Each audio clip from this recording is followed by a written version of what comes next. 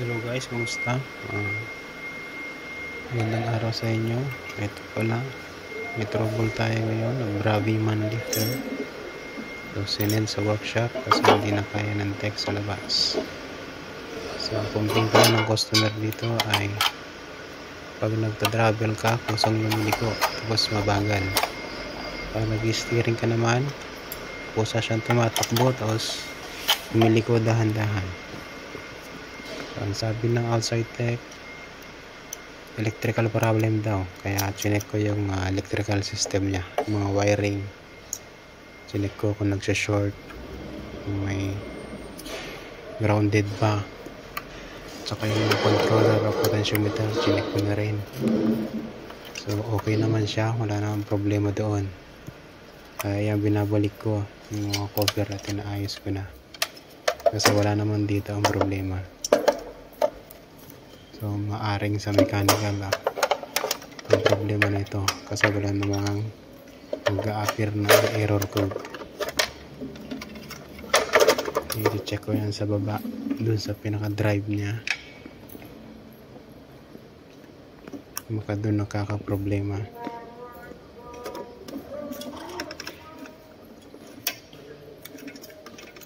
So ayan, niikot ko yung kanang drive. So may freewheeling siya kahit may brake naman yan.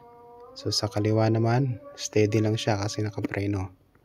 Ibig sabihin may problema dun sa kanan, kaya yan kinalas ko. I-check natin kung bakit nagfi-freewheeling siya.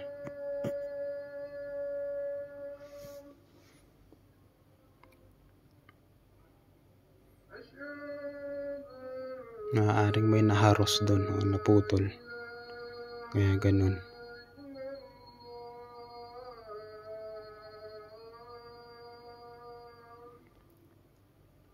So ayan guys, kinalas ko na, inangat ko na. Hindi ko natatanggalin sa connection, tinanggal ko na lang yung battery niyan para hindi karoon ng short sa wiring. Hindi ko na kinalas yung wiring ng motor dyan. Hihiwalay ko lang yung gearbox tsaka yung drive motor.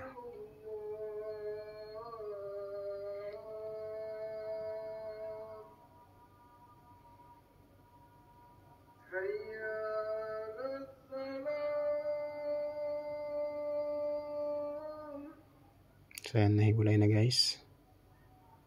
So ayan bali ang pinion niya, kaya freewheeling lang siya, hindi napapatakbo yung gearbox.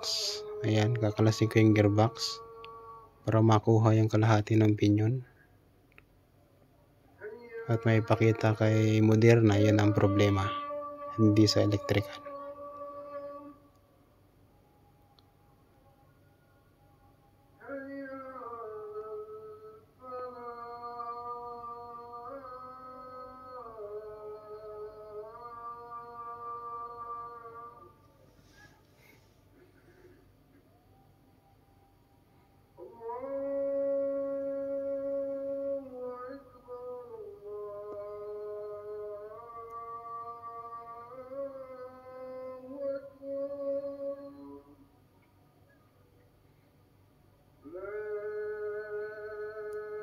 So ayan guys, ayan yung kalahati,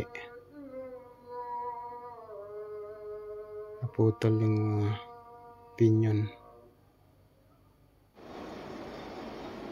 So hanggang dito na lang guys, salamat sa panonood.